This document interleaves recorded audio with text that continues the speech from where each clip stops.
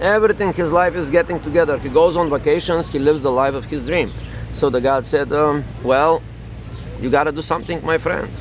But the guy wasn't looking. The guy was not looking for a lottery ticket. And on the third time, the guy kept bitching and complaining, hey God, please, please, give me the magic numbers, give me the magic numbers for the lottery to get this lucky score. And the God said, well, I give you the numbers, but you gotta go to the lottery place and buy the lottery ticket. Yeah? That's the moral of the story. Are you looking for your 3 magical moments on a daily basis? There are at least 3 miracles happening in your life, but you just are blind. You just don't see them. I guess today 3 good things happened to you. Let me tell you a story. Here, you see over there, this is 104th Street, and it's called Delhi, West Fruits and Vegetables, whatever. It's 104 in Amsterdam. There is a very amazing person there. His name is Mr. Singh, and Mr. Singh has a singing soul. He is the nicest person. Every time I go to drink a coffee there, I give him whatever the coffee, I give him extra half of the price. Like the coffee is there $2, I give him $3. Why? Because this person deserves any penny of that extra dollar that I give him for the $2 coffee. That would rarely happen in Starbucks. But this man here, he is running the deli himself. He does everything. He is a one-man operation, amazing person. And today I went to get my coffee, 4 p.m. afternoon, and I say, how's it going? And say, wow, life is beautiful. I have 0 reason to complain about anything. Life is a bliss. Yeah, that's what Mr. Singh said. That was not my words. Anyway, I'm here to tell you about the books, about the reflections, and about your life. If you're watching this video, whoever you are, maybe you are 10 years old, maybe you are 15, maybe you're 20, maybe you're 30, maybe you're 35, maybe 38, maybe 39, maybe 303, maybe 104 and 69, 73, 54. It doesn't matter how old are you. It's time for you. It's time for you to get the books of your life. Now, I also happen to notice there's a magic. Whatever you write in these books, it happens. It happens. Why? Because you're seeking mechanisms built in your psychology, built in your mind, built in your brain. They kicks in. If you're looking for a red Ferrari, you're gonna start seeing red Ferraris, right?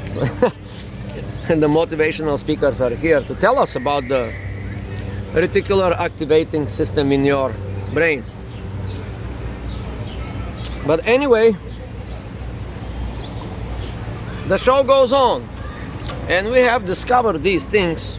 I have discovered these things through my own searching, not through, of course, there's this help from these other people that I follow. I follow a lot of people in the social media. Not in the social media, actually. I don't follow too many people in social media, like 0 in social media.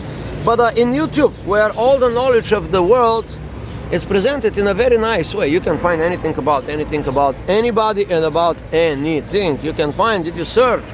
If you search, you shall find. People, just don't search. Are you searching? This book cost $1. But what's the price of these books I discovered just recently? Because now I can go to my books. I can see them, and I can answer this question. Ivan, where was your head when you was at 2017 on November 13 or whatever date? Where was your mind? And you can go quickly to the book. You just can open the page. You open the page, boom, you're gonna see. These are empty pages, of course, because now I'm gonna write down. You see, these are writings here. So I'm gonna write down something of significance, a big significance for my life. And I hope you do the same for you. Without these books, I can tell you, your life, it's mostly mundane repetition of the same boring shit. There are a few highlights. For the working class of men and women, that would be Friday, Saturday. They would be the little highlights of your life when you're not at your boring, mundane job, if you have like that. But we all do. We all have these jobs. I do have 5, 6 of them. You know, I can do 5, 6 jobs right now. I currently just do one, but I can skip to the next one. I have another one waiting. I have a third one waiting. I have fourth one waiting.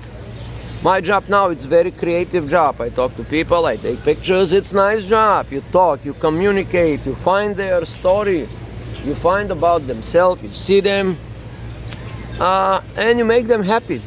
You have no idea how happy these people leaving after I give them their pictures. They're like, wow. Some people, let me tell you a little story. This happens in, of course, in the busiest spot in the world, Times Square, New York City. And so when I take these pictures, I usually ask them, hey guys, how many days have you been here in the city? And they say 3 days, 5 days, 7 days, it doesn't matter. So I told them, there was this couple from Argentina. And the usual question is, when I find out how many days they was here in New York City because they are visiting from another country, state, or planet, so I ask them, what's the best thing you have seen so far in New York City? And all different people have all different answers, but surprise, surprise, this Argentinian couple said, you are the best thing that we have seen so far. And the answer is usually, hey, Statue of Liberty, we went to this cool place, Rockefeller Center, Times Square, a location usually is a location. People usually say, well, we went to this super cool park, the Highline Park, we went to the East Village, or we went to the Upper West Side, East Side, we went to visit this cafeteria. This restaurant had amazing food, and that scene yesterday, a few people said Brooklyn Bridge. They said the word beautiful. You know, there was these two couples, and I asked them, what was the best thing you guys have seen so far? And one of the girls said, Brooklyn Bridge, it's beautiful. Hey, in my mind, I thought to myself, wow, this girl had a miracle in her life. Most of the people will go to Brooklyn Bridge and they will pass Brooklyn Bridge multiple times, and they will not even notice the beauty. Guess what? I'm reminded of Brooklyn Bridge beauty every day I pass. You know, I just don't take it for granted. But what you take for granted in your life, what we take for granted in our lives, what I take for granted in our lives, these are good questions. And these books, my friend, these books, they do answer these questions. We take so many things for granted.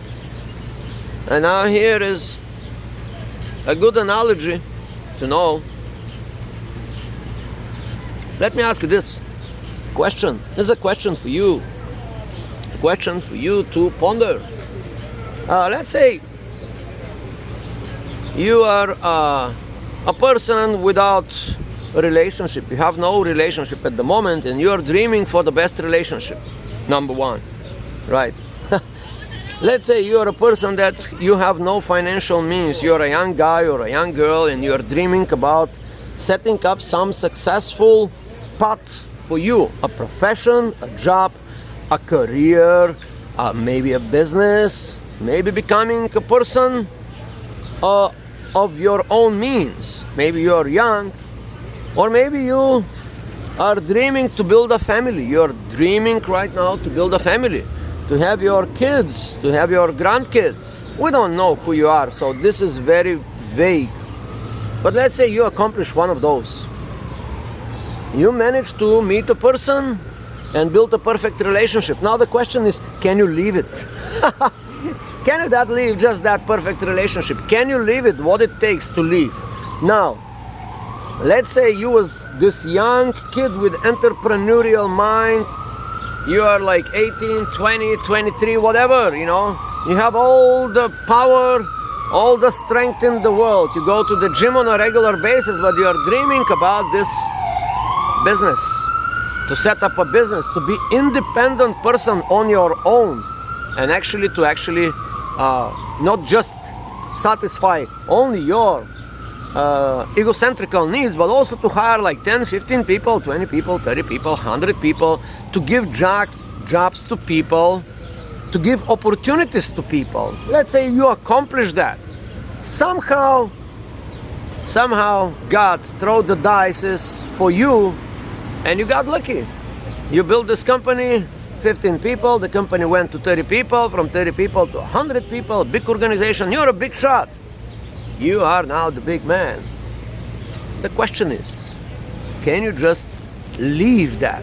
All of a sudden, one day you just say, hey, I'm gonna do something else. Can you do that? Yeah? Then, let's say you was this person dreaming about your family, the family, you built a family. Took you 15 years, 20 years, you have kids, now you even all have grandkids. You are like 60 years old. Your life went pretty amazingly well. You have the best family in the world. You have kids, they love you, your spouse loves you to death.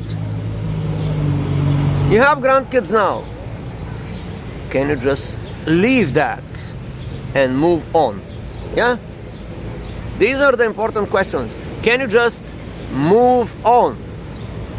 Can you just move on? Well, what it takes to move on? Well, we know that